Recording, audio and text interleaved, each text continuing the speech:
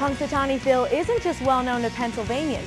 Now, thanks to social networking and new technology, Phil has even gained popularity overseas.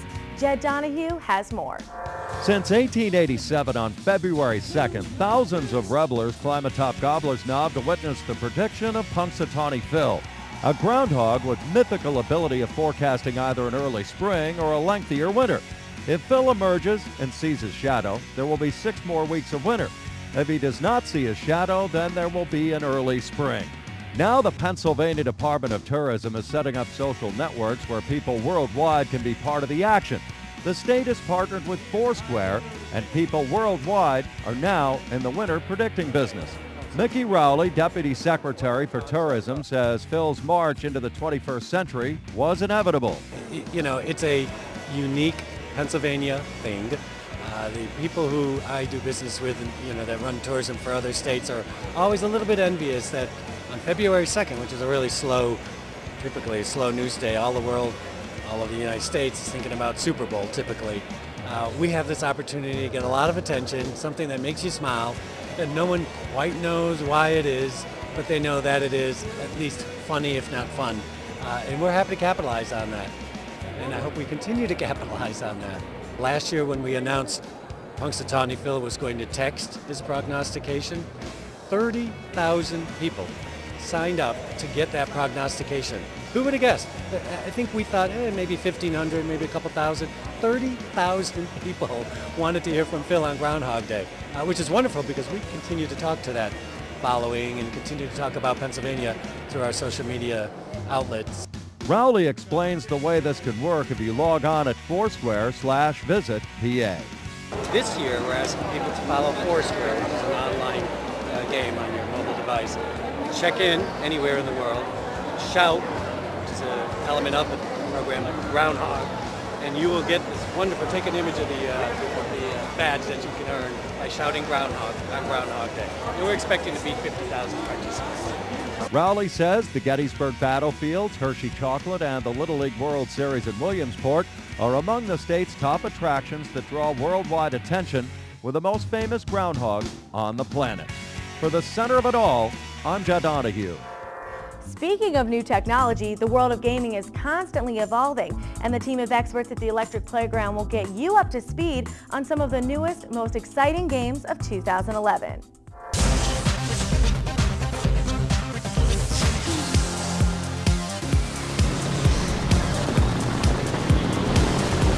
When we open up the game, North Korea has invaded the United States, and they actually occupy large portions of the West Coast. And while that's going on, you get rescued by the resistance, you get brought into their fold, and you begin fighting for them against the Koreans.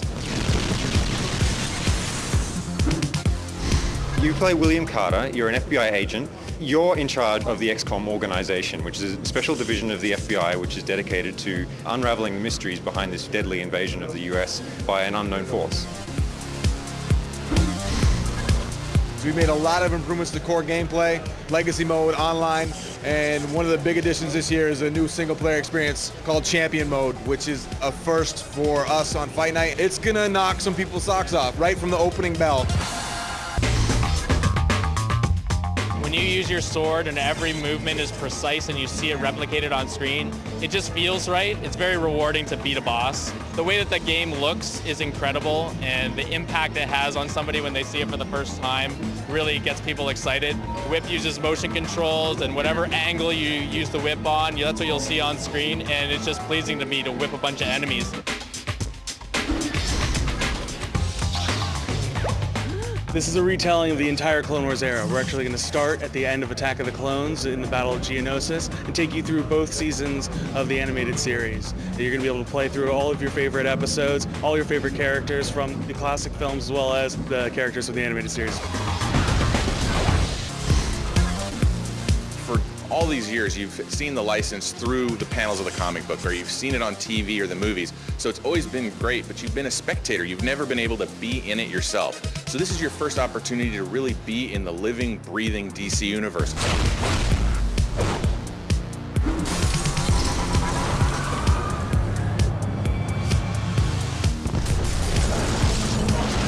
I think the MotorStorm series really just marries well with the 3D technology, so they went full bore here with Apocalypse, something that they've done from the ground up, and it looks fantastic. Definite departure from the MotorStorm franchise, however, you still got the signature MotorStorm elements, you know, still crazy, wild races, you've got these Hollywood-style crashes, you know, you've got the great graphics, all of that's still in there.